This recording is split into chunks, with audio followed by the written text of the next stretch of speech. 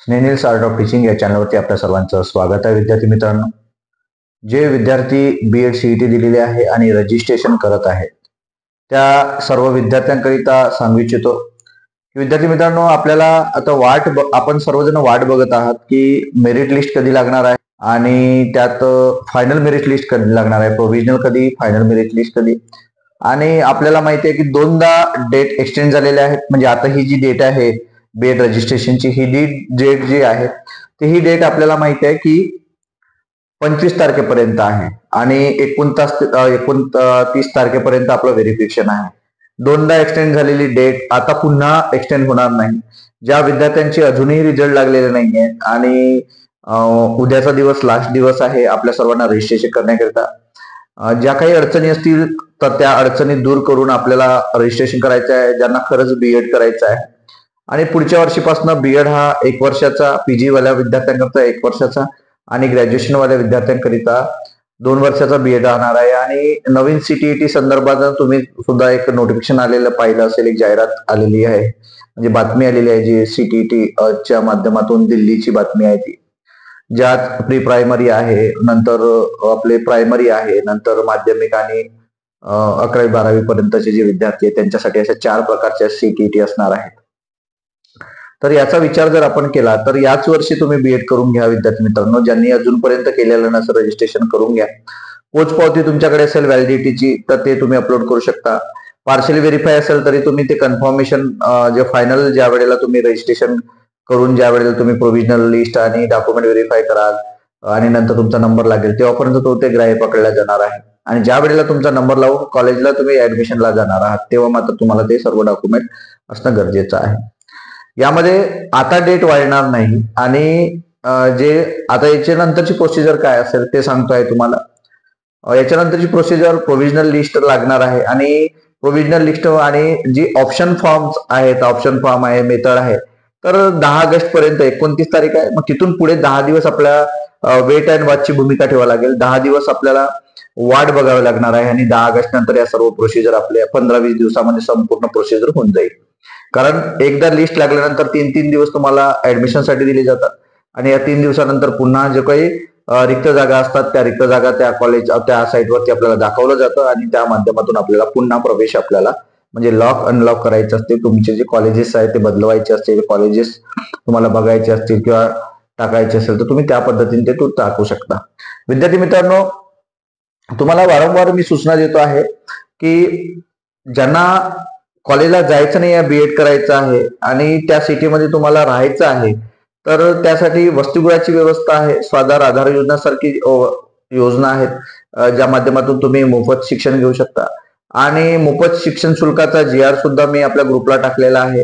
आणि ज्या कॉलेजकडनं लुटमारी होत आहे त्यांच्यासाठी आपण जातीनं लक्ष देणार आहोत. कारण शासन बोलतं एक आणि करतं एक आणि कॉलेजेस वगैरे त्याच लोकांची असतात. आपण आपली कॉलेज गरिबांची कॉलेजेस नाहीये, पण आपल्याकडून 40,000 50,000 म्हणून फीज मागून लुटमारी करत असतात. तर SC आणि STच्या विद्यार्थ्यांना सांगू इच्छितो की 100% स्कॉलरशिप आहे विद्यार्थी मित्रांनो. त्यामुळे कोणीही कॉलेज फीज देऊ नका. जे डेव्हलपमेंट फीज ते मागतात 2,000-3,000 रुपये ठीक आहेत, परंतु ते जर तुम्हाला पूर्ण 25,000 रुपये फीज मागत असतील किंवा 20,000, अजिबात द्यायची नाही. शिक्षण शुल्काचं एक परिपत्रक आहे, तुम्हाला त्या समाज कल्याण विभागातनं तुम्हाला काढायचं आहे, म्हणजे जिल्ह्याच्या विभागातनं. मग 36 जिल्हे आहेत, 36 जिल्ह्याला समाज कल्याण विभाग आहे, समाज कल्याण अधिकाऱ्याचं ऑफिस आहे, तिथून तुम्हाला पत्र आणायचं आहे. ते पत्र आपल्या ग्रुपला आहे. जे नागपूर विभागात जे काही 5-6 जिल्हे येतात त्या जिल्ह्यांसाठी एक प्रादेशिक उपायुक्त आहेत, त्यांनी हे परिपत्रक काढलं आहे. आजही तो विषय कॅम्पसच्या विद्यार्थ्यांच्या साठी एका मित्राने घेऊन गेलेला आहे आणि त्यातून तो म्हणजे सॉल्व्ह झालेला आहे की डॉक्युमेंट अडवलेले होते आणि नागपूरच्या त्या डॉक्युमेंट अडवलेल्या एका कॉलेजकडनं त्यांनी डॉक्युमेंट काढून घेतले. ते परिपत्रक मी त्यांना पाठवलेलं होतं आणि त्या माध्यमातून आपल्या विद्यार्थ्यांची सोडवणूक झाली आणि कोणतेही पैसे लागलेले नाही. मग त्यात आपण सर्व महाराष्ट्रातले विद्यार्थी आहात, बीएड करत आहात, तर कोणत्याही SC आणि ST प्रवर्गातून हे करत असाल, तुम्ही बिलॉंग करत असाल तर आपल्याला 100% स्कॉलरशिप ही शासन देत असते. आपल्या वतीनं ट्युशन फीज कॉलेजला देत असते. त्यामुळे आपण स्वतः कोणतीही फीज भरायची नाही. जो कॉलेज फीज भरत असेल तर बिनधास्तपणे मला फोन करा. स्नेनिल्स आर्ट ऑफ टीचिंगचा जो ग्रुप आहे त्याला जॉईन व्हा. त्यावरती GR परिपत्रक पुन्हा आपण जर लेट जॉईन झाले असाल तर पुन्हा परिपत्रक मी टाकेल. मेसेज करा की सर यावरती टाका, या ग्रुपला टाका, शेअर करा. नक्की आपण टाकू आणि आपल्या बरोबरच आपल्या विद्यार्थी मित्रांचा, आपल्या रिलेटिव्हचा, आपल्या नातेवाईकचा, आपल्या मैत्रिणी मित्रांचा त्या ठिकाणी फायदा होणार आहे. कारण ग्रामीण भागातील कोणत्याच विद्यार्थ्यांकडे 20-20, 40-40 हजार रुपये ऍडमिशन करायसाठी नसतं आणि कॉलेजवाले लुटमारी करून ही 25,000 40,000 आधीच ते घेऊन घेतात. त्यातही ते स्टॅम्प पेपरवर लिहून घेतात की स्कॉलरशिप आल्यानंतर ती मला परत मिळाली पाहिजे आणि ती परत तुम्हाला द्यावं लागेल. पण आधीच आपण ती फीस भरायची नाही. म्हणजे आपली फीस त्यांच्यावर विश्वास ठेवा लागेल, कारण शासन त्यांना ते स्कॉलरशिप देत आहे. स्कॉलरशिप जर लेट होत असेल तर त्यात आपला दोष नाही. त्यात कोणाचा दोष आहे? शासन आणि कॉलेजेसचा.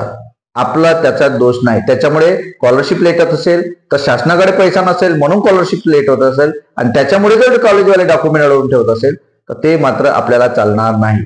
तर असा जर विषय येत असेल तर नक्की फोन करा आणि ग्रुपला जो परिपत्रक आहे तो परिपत्रक महाराष्ट्रातील 36 जिल्ह्याच्या समाज कल्याण विभागाच्या अंतर्गत येणारे जे काही SC ST विद्यार्थी आहेत, आदिवासी विभागाच्या अंतर्गत येणारे जे विद्यार्थी आहेत, त्या विभागातून अडवणूकचं आणि फ्री जे काही एज्युकेशन आहे, जे शिष्यवृत्तीधारक विद्यार्थी आहेत त्यांच्यासाठी लेटर काढणं आणि परिपत्रक काढून घेणं हे आपलं काम असणार आहे विद्यार्थी मित्रांनो. आणि ज्या ज्या वेळेला असं काही अडचण येत असेल तर नक्की फोन करा आणि डिस्क्रिप्शन बॉक्समध्ये जे काही लिंक दिलेली आहे त्यावरती जॉईन व्हा.